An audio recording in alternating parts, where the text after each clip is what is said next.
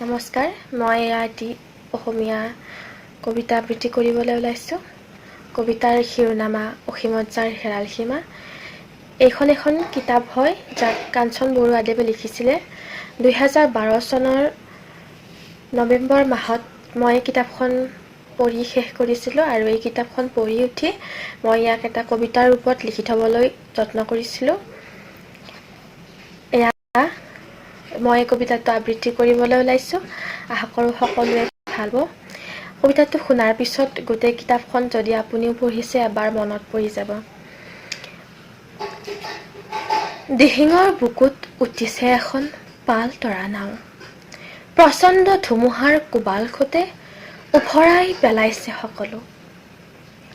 কাল ৰাত্ৰিৰ অচিনাকি কোনো গামখাৰু পিন্ধা হাতৰ কোমল পৰশত যেন ঘূৰি গৈছে তাৰ অতীতৰ সেই মধুৰ স্মৃতিত। উভতি গৈছে 1300 বছৰ আগৰ শান্তিৰ ৰংচঙীয়া সৌন্দৰ্যৰে ভৰা এখন ধুনীয়া দেশলৈ, যাৰ বুকুৰ মাজেৰে বৈ গৈছে শান্তিৰ নিজৰাৰূপী নৈ কাঞ্চনমতী। নৈৰ পাৰৰ ডাঠ অৰণ্য, বৈতৰণিৰ পাৰত তাৰ অতি মৰমৰ ভনীয়েক চম্পা আৰু তাৰ কৈশোৰৰ মধুৰ স্মৃতি। যি দেশত আছিল তাৰ মৰমৰ ভনী চম্পা, অশোক, উমা, গৌৰী আদিৰে ভৰা ৰঙীন জীৱন। এইখনেই সেইখন 1300 বছৰ আগৰ শান্তি সমৃদ্ধিৰে ভৰা কমল নগৰ, য'ত কেৱল সুন্দৰতাই বিৰাজ কৰিছিল দশোদিশে। পাৰ হৈছিল ৰং বিৰঙৰ সময় পখিলা, ৰঙা টিলাত থকা গৌৰীৰ স্মৃতি, ৰূপালী পামৰ উমা, অশোকৰ অন্তহীন ভাল পোৱা, কমল সৰোবৰৰ সেই অপৰূপ সৌন্দৰ্য আৰু নিজৰাত য'ত আছিল তাৰ অতি মৰমৰ হিয়াৰ অতি আপোনজন, যাক জীয়াই থকা মুহূৰ্তত বুজি নাপালে সি, যাৰ প্ৰত্যেকটো কথাই সাঁথৰ হৈ থাকিল তাৰ কোমল অন্তৰৰ কলিজাৰ মাজত। এখন ধুনীয়া অন্তৰেৰে শোভিত ৰূপহী ৰাংঢালী মনৰ চঞ্চলা গাভৰু, তাৰ ভনীয়েক চম্পা, কমল নগৰৰ প্ৰাণৰ কেন্দ্ৰবিন্দু।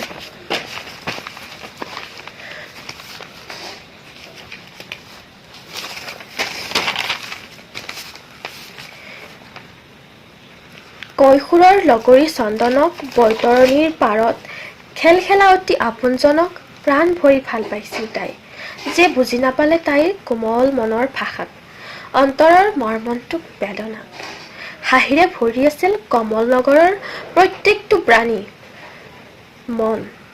সময় গতিশীল, ইয়াৰ গতি ইমানেই কঠোৰ যে সময়ৰ নৈৰ বুকুত কোনখন নাও কেতিয়া বুৰে তাৰ ঠিকনা নাই। ইয়াৰে নিয়ন্ত্ৰণহীন গতিত পাকঘূৰণি খাই আহিছিল দূৰ-ঘূৰ কাল অমানিশা, যি এন্ধাৰে গ্ৰাস কৰি নিছিল কমল নগৰৰ প্ৰত্যেকটো প্ৰাণীৰ প্ৰাণৰ স্পন্দনক। ধ্বংসৰ বিভীষিকাই গ্ৰাস কৰিছিল সকলোকে। যুদ্ধৰ কেঁচা তেজৰ চেকুৰাৰে ৰাঙলী হৈছিল কমল নগৰৰ আলসুৱা মাটি। পশুৰ আক্ৰমণত চেদেলি ভেদিলি হৈছিল হাজাৰ হাজাৰ জনতাৰ ৰঙীন জীৱন। চাৰিওদিশে মাথো আছিল কাতৰ আৰ্তনাদ। দেশ ৰক্ষাৰ নামত কত মানৱৰ জীৱনলৈ নামিছিল কাল ৰাত্ৰি। প্ৰত্যেকজনেই যুঁজিছিল প্ৰাণৰ স্পন্দন থকালৈকে। প্ৰত্যেকজনী গাভৰুৱে অসীম কষ্ট কৰি বিচাৰিছিল মাথো দেশৰ মুক্তি। ধ্বংস হৈছিল সোণৰ দেশ, সোণৰ মানুহ। কালৰ বুকুত পশুৰ আক্ৰমণত দপদপকৈ জ্বলি উঠিছিল প্ৰত্যেকৰে প্ৰাণৰ ঘৰবিলাক। চুৰমাৰ হৈছিল দেৱ মন্দিৰ, বগা দলং আৰু জ্বলিছিল দপদপকৈ বাৰুদৰ গৰ্জনত ৰঙা টিলা। বৰদুপৰ প্ৰচণ্ড গৰ্জনত আকাশে বতাহে ছানি ধৰিছিল মাথো জুইৰ লেলিহান শিখাই। চাৰিওফালে কেৱল আছিল মাটিত পৰি থকা মানুহৰ হাত-মূৰ, কেঁচা ৰঙা তেজৰ চেকুৰাবোৰ।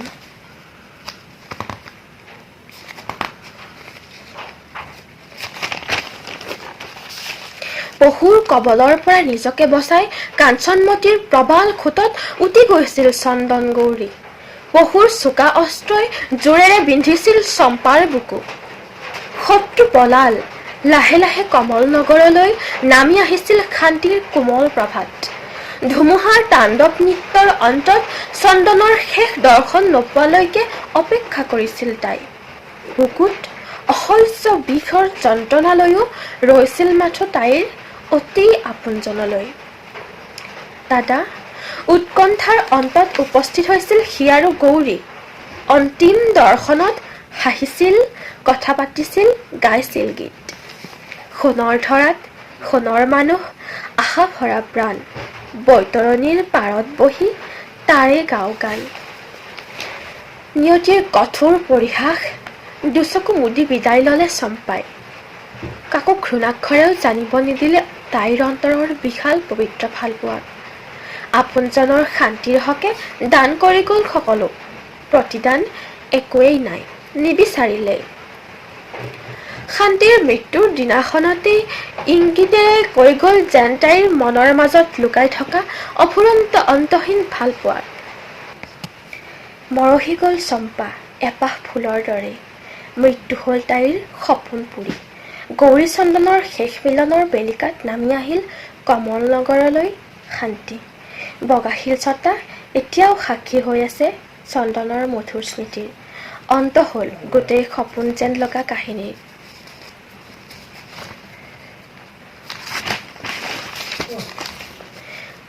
গধূলিও হৈ আহিল, প্ৰৰ শেষ হল ১৩০০ বছৰ আগৰ সেই বিশাল জীৱন কাহিনী। কাঞ্চনমতী দিহিঙৰ কোবাল খুটত উলটি গল। দিহিঙৰ কোবাল খুটত উলটি উটি গল পালতৰা নাওখন। দূৰৰ পৰাই ৰিণিকি ৰিণিকি দেখা গল সেই আহতৰ গা গছত চোকা চুৰিৰে অংকিত স্পষ্ট জীৱন কাহিনীৰ ভাৰ বহন কৰা কেঁচা আখৰ চাৰিটা। অসীমত যাৰ হেৰাল সীমা, অসীমত হেৰাল প্ৰৰ সীমা, হেৰুৱা সীমা বিচাৰি ঘূৰিছে এতিয়া তাত সেই অচিনাকি গাভৰুৰ প্ৰেতাত্মা। ধন্যবাদ।